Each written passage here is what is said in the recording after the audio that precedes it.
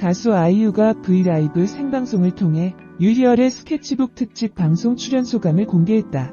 그는 18일 오후 8시 자신의 브이라이브 채널에서 데뷔 12주년 기념 생방송, 이번 기념일에 지은이라는 제목으로 팬들과 소통했다. 이날 아이유는 유희열의 스케치북 특집 방송 녹화에 참여한 뒤 이야기도 술술 털어놨다. 아이유는 콘서트 정도로 생각하고 촬영에 갔지만 너무 힘들었다며 방송이기 때문에 여러 번의 리허설과 여러 각도로 녹화를 해야 했다. 이런 부분에 대해 전혀 생각을 못했다고 밝혔다. 이어 하루에 콘서트를 3번 한 기분이었다고 고백했다. 특히 아이유는 메이크업도 빨리 바꿔야 하다 보니 제가 데뷔하고 경험해보지 못한 훈련 같은 느낌이었다.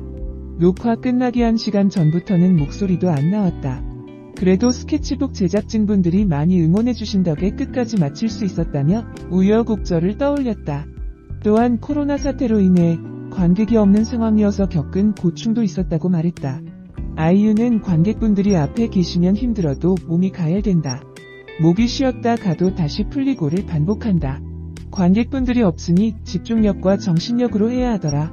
공연이랑은 컨디션이 달랐다고 이야기했다. 이후 집에 들어가 몸의 힘듦과 여러가지 복합적인 감정으로 울기도 했다는 아이유는 나도 하루에 60곡을 부르면 목소리가 안 나오는구나를 느꼈다. 제가 원래 열심히라는 단어를 잘 안 쓰는데 그날은 정말 열심히 했다. 녹화 후 손발이 퉁퉁 부어 내 손발이 아닌 것 같았다고 밝혔다. 한편 18일 아이유가 출연한 KBS 2TV 유희열의 스케치북은 닐슨 코리아 전국 기준 2.2%의 시청률을 기록했다. 이는 지난 방송에서 보였던 0.7%에 비하면 약 3배가 오른 수치다. 코로나19 사태로 인해 평소에 당연하게 누리던 것들이 우리의 삶 속에서 길을 잃은 경우가 많다. 대표적인 것이 스포츠 경기와 대중예술 공연이다. 관중들의 열기와 응원이 경기에 적지 않은 영향을 끼치는 스포츠와 가수나 배우, 그리고 객석의 호흡에 따라 공연의 완성도가 달라지는 대중예술 공연에서 사회적 거리두기가 필수인 코로나19는 그야말로 치명적인 악재가 아닐 수 없다. 하지만 스포츠계와 공연계에서는 코로나19 시대를 버텨내기 위한 새로운 길을 찾아냈다. 바로 무관중 경기와 온라인 공연이다. 실제로 각 국의 프로 스포츠들은 무관중 경기를 통해 시즌을 치르고 있고 공연계에서도 온라인 공연을 통해 팬들을 만나고 있다. 실제로 지난 6월에는 빌보드 차트를 점령한 국내 최고의 아이돌 그룹 방탄소년단이 온라인 콘서트를 성황리에 개최해 전 세계 아미들을 열광시켰다. 방송가에서도 크고 작은 온라인 공연들을 통해 시청자들의 갈증을 풀어주고 있다. 지난 3월 MBC의 놀면 뭐하니에서 진행했던 방구석 콘서트를 시작으로 TV조선의 미스터 트롯 콘서트 등 각 방송국의 비대면 공연이 시청자들의 좋은 반응을 얻었다. KBS에서도 18일 유희열의 스케치북을 통해 100분짜리 온라인 콘서트를 방송했다. 바로 올해 데뷔 12주년을 맞는 아이유의 온라인 콘서트 유희열의 스케치북 아이유 좋은 날이었다. 유희열의 스케치북과 함께 성장한 아이유. 지금이야 많은 선후배 뮤지션들이 함께 작업하고 싶은 가수가 됐고 후배 아이돌들에게는 롤모델이 됐지만 아이유는 지난 2008년 미아로 데뷔할 때만 해도 크게 주목받는 가수가 아니었다. 물론 중학교 3학년의 어린 나이에 발라드 곡으로 데뷔하는 가수가 흔한 것은 아니었지만 이효리 소녀시대 원더걸스가 활발하게 활동하던 2008년은 만 15세의 이별을 노래하는 소녀 가수에게 관심을 가질 만큼 우울하지 않았다.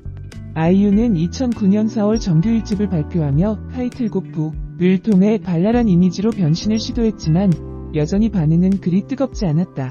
그러던 2009년 7월 아이유는 한 심야 음악 프로그램에 출연해 가수 활동에 큰 전환점을 맞았다. 아이유는 소녀시대의 지 빅뱅의 거짓말, 주니어의 쏘리쏘리를 어쿠스틱 버전으로 부르며 뜨거운 호응을 얻었고 아이유를 바라보던 MC 유희열은 메이열이라는 별명을 얻었다. 아이유는 스케치북 출연을 계기로 대중적 인지도가 부쩍 상승했고 2010년 잔소리와 좋은 날이 데이트하면서 단숨에 대세로 떠올랐다. 스케치북과 아이유는 당연히 서로에게 애틋한 존재가 될 수밖에 없었다. 실제로 아이유는 활동 기간은 물론이고 앨범이 나오지 않았을 때도 꼬박꼬박 스케치북에 출연해 다른 방송에서 들을 수 없었던 근황을 들려주거나 순위 프로그램에서 들을 수 없는 노래들을 들려주곤 했다. 고등학교 1학년 때 처음 스케치북에 출연해 400회가 될 때까지 무려 11번이나 스케치북에 출연한 아이유는 지난 2013년 200회 특집에서 스케치북의 의미를 묻는 유희열의 질문에 컴백의 이유라고 답하기도 했다. 때론 비의 라이니즘 안무를 따라하다가 유희열의 비웃음을 사기도 하고 첫 이별 그날 밤을 부르다가 음이탈이 나기도 했지만 이 모든 흑역사들도 스케치북이기 때문에 이해할 수 있는 부분이었다.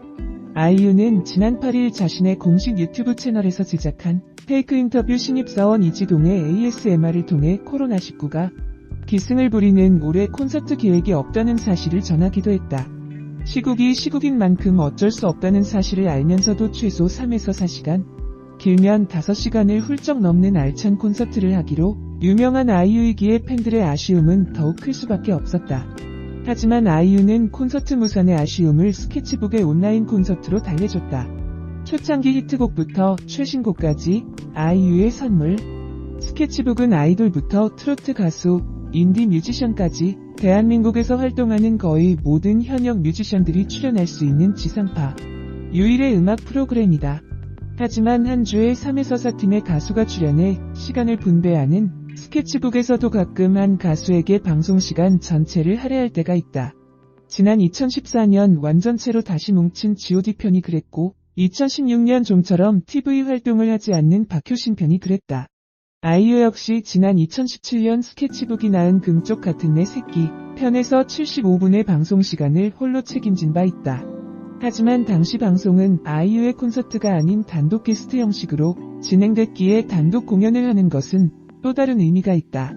물론 실제 아이유의 콘서트를 많이 관람했던 관객들에게는 짧은 시간이었고 무관객의 허전함은 어쩔 수 없지만 금요일 심야 시간 아이유의 노래들은 시청자들의 귀를 정화시켜주기에 충분했다. 사실 가수들은 단독 콘서트를 하게 되면 관객들에게 즐거움을 주기 위해 여러가지 무대 장치나 퍼포먼스를 준비한다. 하지만 아이유에게는 복잡한 무대 장치나 퍼포먼스는 필요하지 않았다.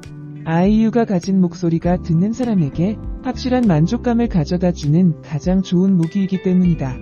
이날도 아이유는 금요일에 만나요, 마음, 반편지, 너랑 나, 좋은 날 등 대중들에게 익숙한 히트곡들을 들려줬다.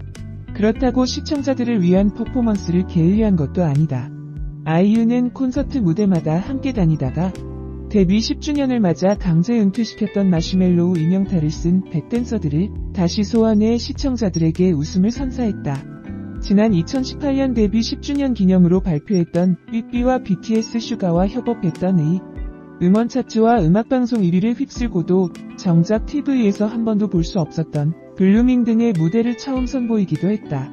사실 아이유는 데뷔 12주년을 맞아 기념 콘서트를 위해 잠실 주경기장을 대관해뒀다고 한다. 하지만 아이유는 코로나19로 인해 콘서트 계획이 전면 취소됐고 스케치북을 통한 비대면 온라인 콘서트를 통해 12주년 기념 공연을 대신했다. 하지만 아이유는 아쉬운 내색 없이 시청자들에게 양질의 음악을 들려줬다. 이 방송의 유일한 아쉬움은 4에서 5시간씩 콘서트를 하는 공연 요정. 아이유에게 고작 100분의 시간밖에 방송 시간을 편성하지 않았다는 점이다. 가수 아이유가 브이라이브